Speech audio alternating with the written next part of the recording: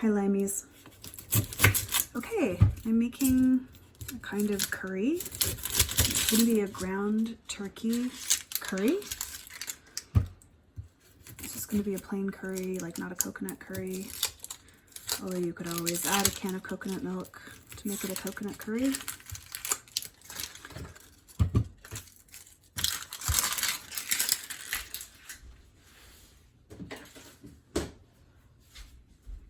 You can really use any kind of hot peppers, chilies or whatever. I just happen to have a Hungarian pepper and a jalapeno, so I'm going to use those. I don't know what I'm doing here with this onion. I guess I'm going to dice it.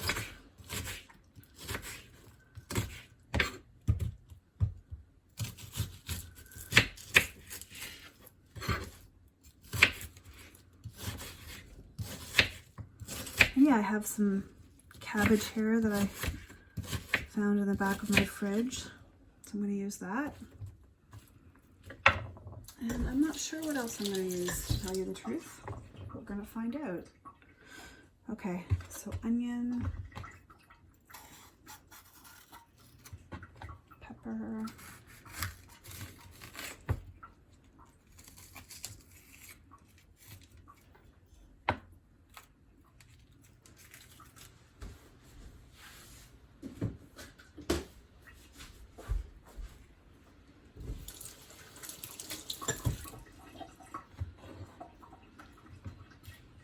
I find Hungarian peppers very versatile. I use them for all kinds of things. I don't know, I just put them... Oh, I should make chicken paprikash for you guys one time. Ooh, that will make people happy. I make a mean chicken paprikash. And I use Hungarian peppers for it. That's what I do. Anyway, we're not doing that today. We're making a curry. And yeah, I think I'll do the jalapeno as well. So these are both, you know, pretty moderately spicy peppers. But you do you.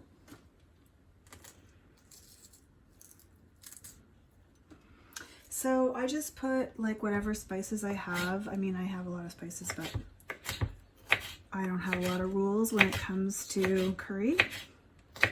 And I don't even know what the rules are, to tell you the truth. So we'll see what happens. Okay.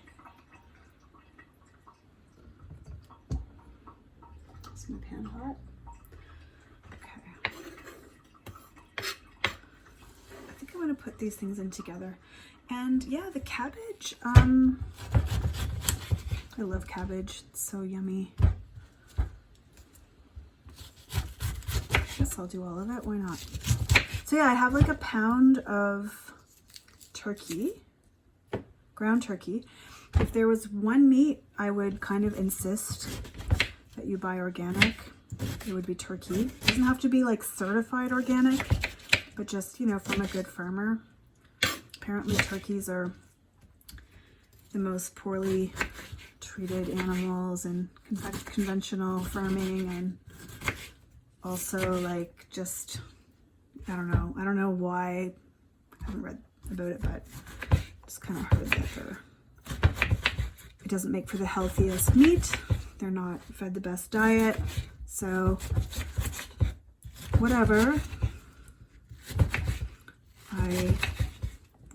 I don't think that's the most important thing for Lyme disease. I think the most important thing is to avoid sugar. But I'm just saying, you could totally do this with ground chicken instead. Okay, I think we're good. Okay, over to the stove. Okay, this is hot. Hot. This olive oil pours super slowly. And I like olive oil. Okay. So yeah, I think I'm just gonna go ahead and put my onions and peppers.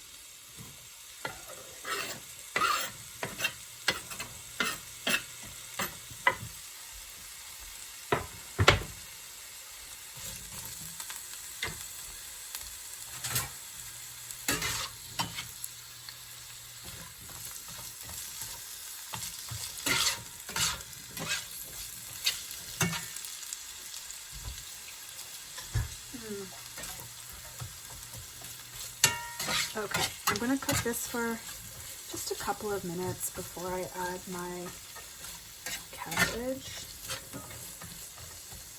And yeah, the meat. How do I want to do this? Maybe I'll do, because turkey doesn't take that long to cook.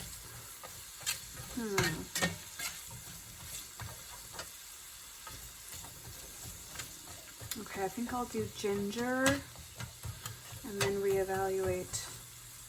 See you in a minute. Okay, ginger. I think I'm gonna just do, you know, a little knob. I keep the skin on my ginger. I do buy organic ginger, so one more reason to not worry about keeping the skin on.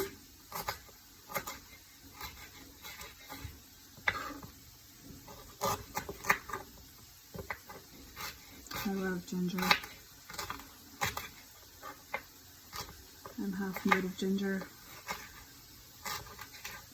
I eat ginger every day since I contracted Lyme. Although, you know, I always ate some ginger, but now I eat a lot.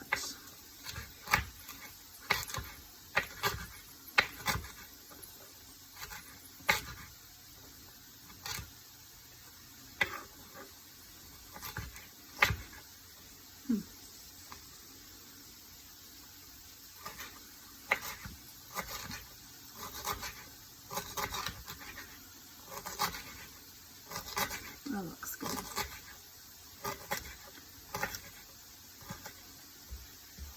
Okay, I'm gonna go ahead and put in my ginger.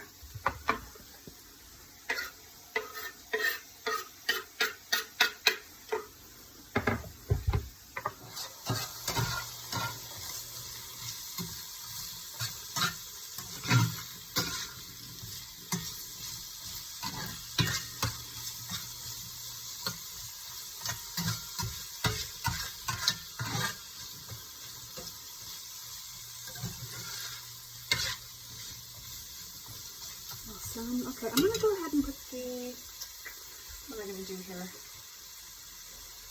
Should I do the cabbage? I'm gonna go ahead and put in the turkey.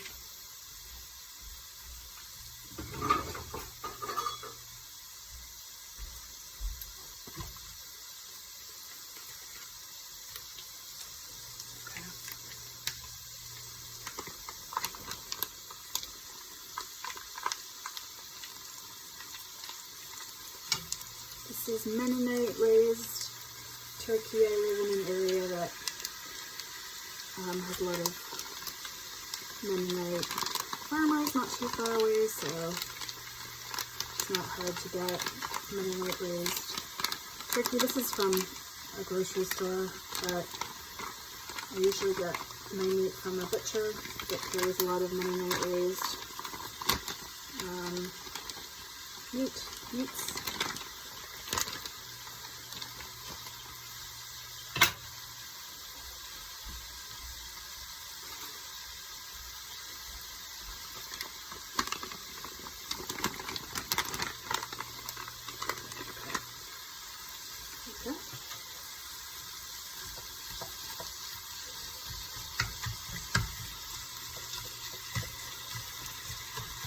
Really nice. Listen.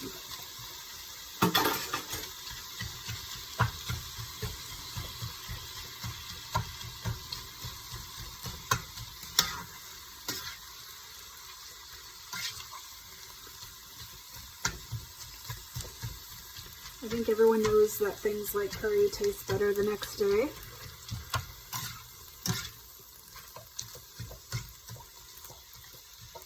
I don't know why, but they say the flavors meld, whatever that means.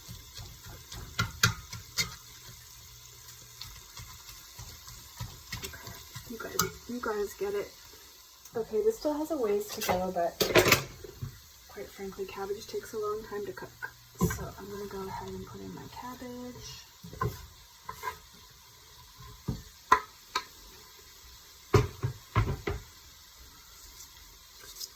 add a little more olive oil. You can never put too much olive oil in my humble opinion.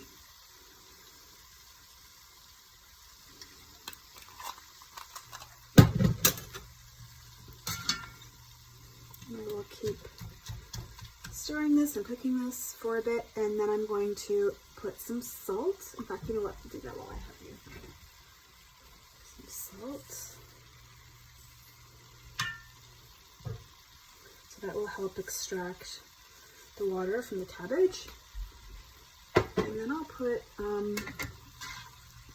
lid on it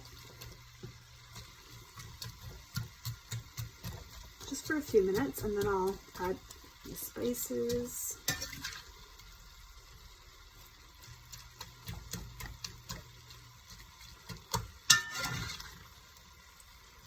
And put a lid on it again.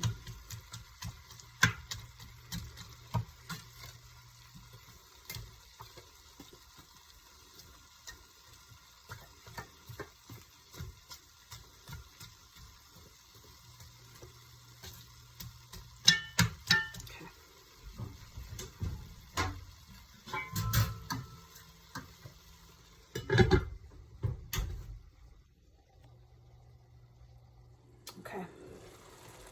Oh, looks good. It always looks good, right? Haha.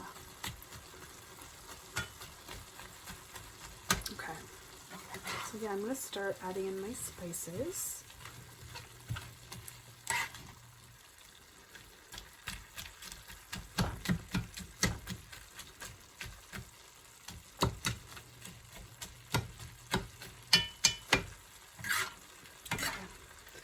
Okay, that's pretty wet, so I think I'm just going to use dry spices.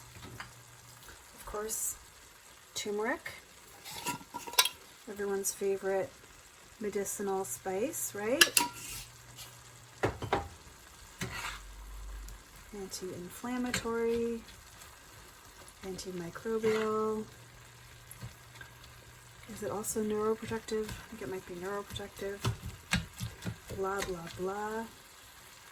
I think I can add a little more. Okay. I've got some coriander. I love coriander.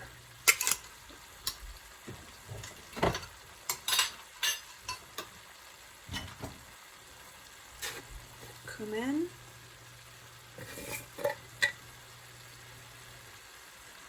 I love cumin.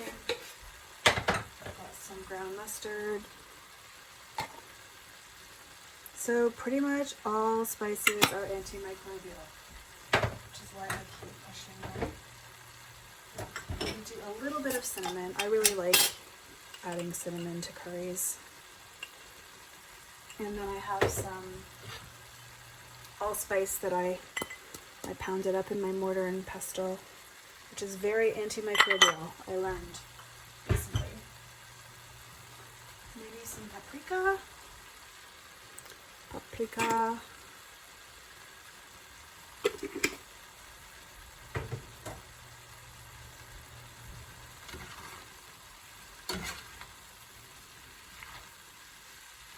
And I think I'll add some ginger at the end. So yeah, normally for a curry, you would put like a little tomato or something. You want a bit of acid.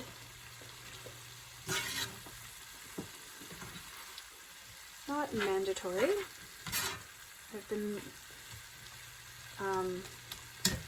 learning a little bit about arthritis lately. I do not have any arthritic symptoms, but apparently tomatoes can be bad for arthritis. So don't put tomatoes if you have arthritis, and whatever else you're not supposed to have if you have arthritis. I think Lyme arthritis is a little bit different than non-Lyme arthritis, because Lyme arthritis is from the bacteria attacking joints, whereas regular arthritis is more purely autoimmune, but I don't know, man. I'm not an expert. Okay.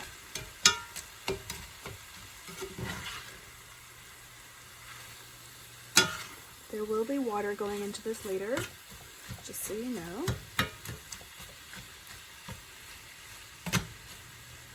And that will cook the cabbage and also give us some like sauce, you know.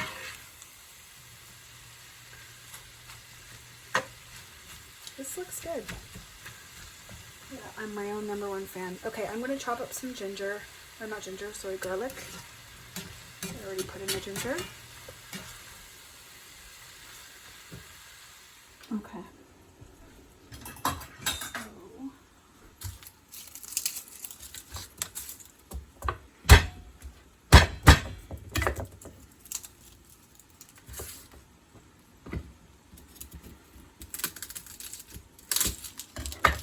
I think I could do a lot of garlic here, quite frankly, because it's good for us.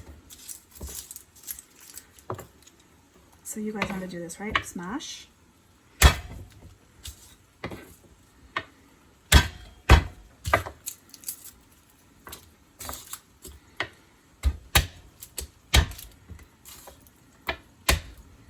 And then peel.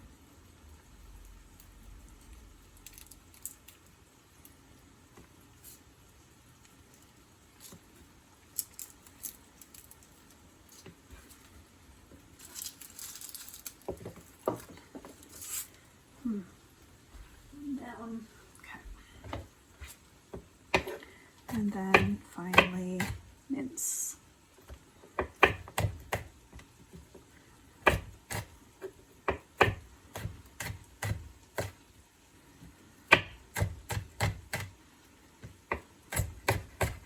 I wonder how many cloves of garlic I've eaten in my life. Thousands and thousands. Thousands.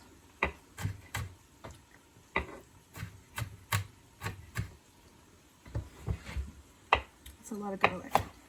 But garlic gets quite sweet when you cook it, you know? It doesn't really have that strong of a flavor when it's cooked. You know how you can like roast it and spread it on crackers or whatever? If you eat crackers. I've given up crackers. Okay. Awesome. This is fine. Okay,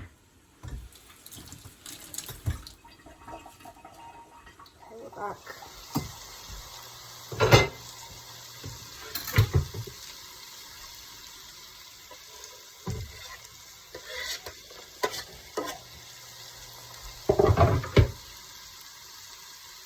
Awesome. Ooh. Get it stirring out. Definitely time to add the water.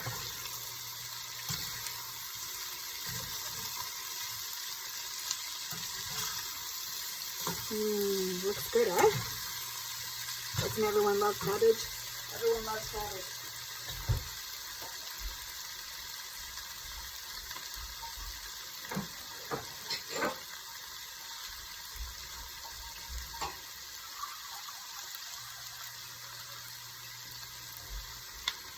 I truly, I swear to God, I do not miss springs. I have so much more energy.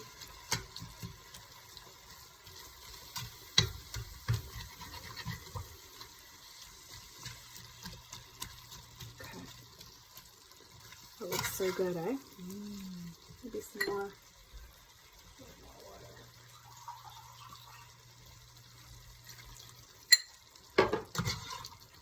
Looks pretty good. So that will kind of like steam the vegetables once I put the lid back on. How saucy you want it is sort of up to you. It will be good either way.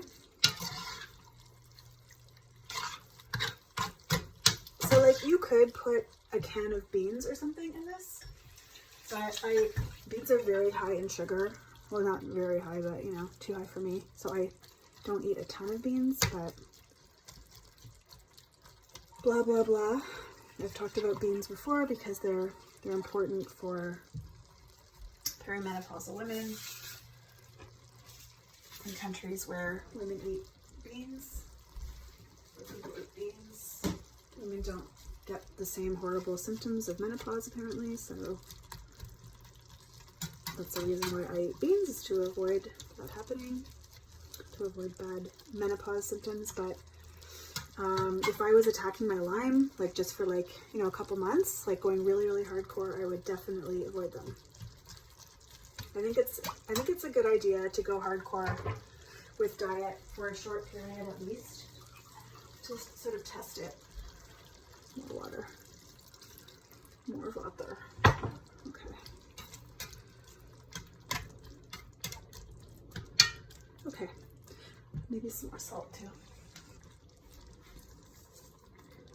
You can always add more salt later, but you can't take it away, so be careful with that. And then I have to decide what I'm going to do. I think I'm just going to put a little lemon at the end for the acid.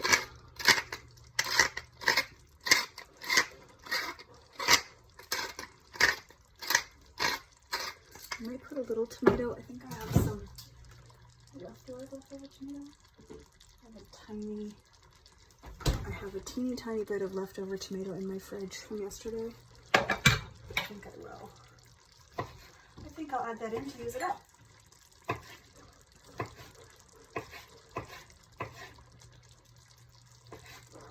And because it will add just a little bit of flavor.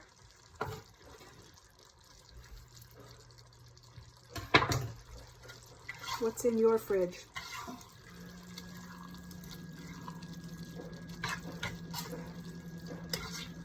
Okay. Very nice. Okay. I'm going to turn the timer on. I want this to really cook. Like, I like my cabbage really nicely cooked. So I'll probably end up letting this cook for like 10 minutes. Then we'll see. Okay, kids. Ooh, that looks good. Wow. So I guess some of the water came out of the cabbage, so it seems saucy enough. Amazing. I'm gonna call this pretty close to done. So usually what I do at this stage, you know, the cabbage could probably cook a little bit more. So I would turn the heat off and like leave it for like another 10 minutes or something, just to cook in its own heat. And I'm going to take a little bite. I don't like super hot foods, so. And I'm just gonna set this aside to taste it for salt. Oh, never mind. The lemon. I promised you I would put some lemon. I've got like half a lemon. Just taking out the seeds. Yes.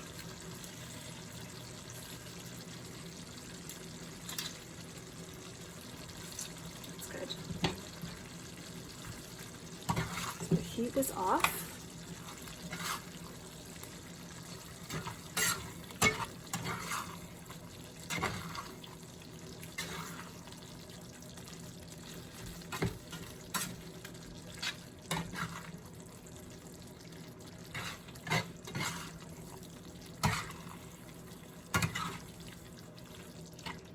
And you could absolutely add some fresh herbs on top if you had them.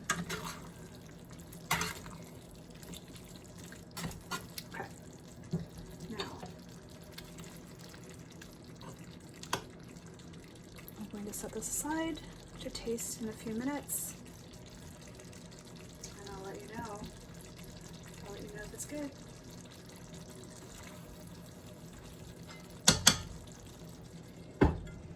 Okay, I'm going to taste it. Wow. I'm going to say it's perfect. Amazing. So yeah, it's still, you know, it's still just, the heat's off. It's been like 3 minutes since I last saw you. But I'm going to say this is perfect, and yeah, I look forward to eating it. Bon appetit.